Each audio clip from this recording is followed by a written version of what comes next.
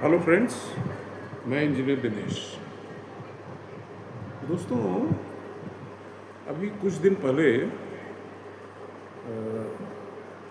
मैंने एक वीडियो डाला था यूट्यूब पे, जिसमें मैंने प्रिडिक्ट किया था कि 2 अप्रैल को जो टैरिफ इम्प्लीमेंट करने जा रहे हैं ट्रम्प साहब, उससे वैश्विक स्तर की मार्केट्स पे तो असर पड़ेगा ही, सबसे ज़्यादा इसका असर यूएस मार्केट पे पड़ने वाला है। और अभी खबरें ये आ रही हैं कि यूएस स्टॉक मार्केट्स में ब्लड बाथ चल रहा है, स्टॉक्स आर क्रम्बलिंग।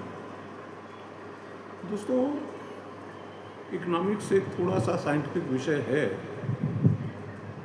और किसी भी विषय की विवेचना करने से पहले उसकी फंडामेंटल्स पे जाने की ज़रूरत होती है। इकोनॉमिक्स का एक बड़ा फंडामेंटल सा नियम है सप्लाई एंड डिमांड का, जो करीब करीब बहुत सारी परिस्थितियों में सीधा सपाट तरीके से लागू हो जाता है। अब देखिए, टैरिफ क्या है? Tariff is a tax.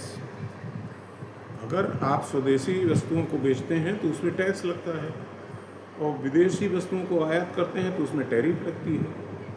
वो पैसा तो जाता है कंज्यूमर की जेब से।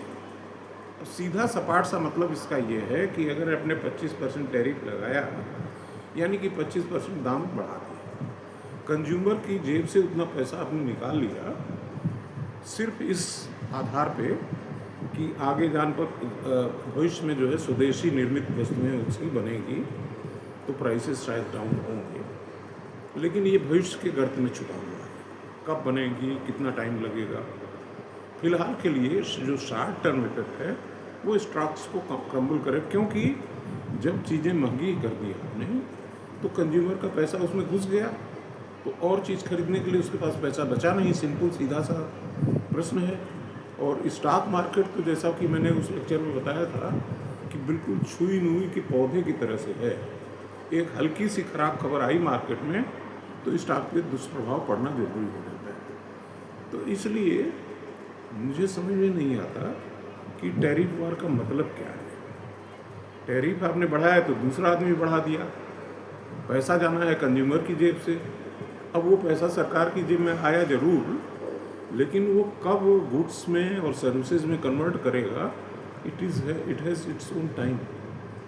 तो इसलिए मेरी सलाह ये है कि ये ट्रेड वार समाप्त होना चाहिए और फ्री फ्लो चलना चाहिए, तभी अर्थव्यवस्था, वैश्विक अर्थव्यवस्था सुदृढ़ हो सकेगी। Thank you.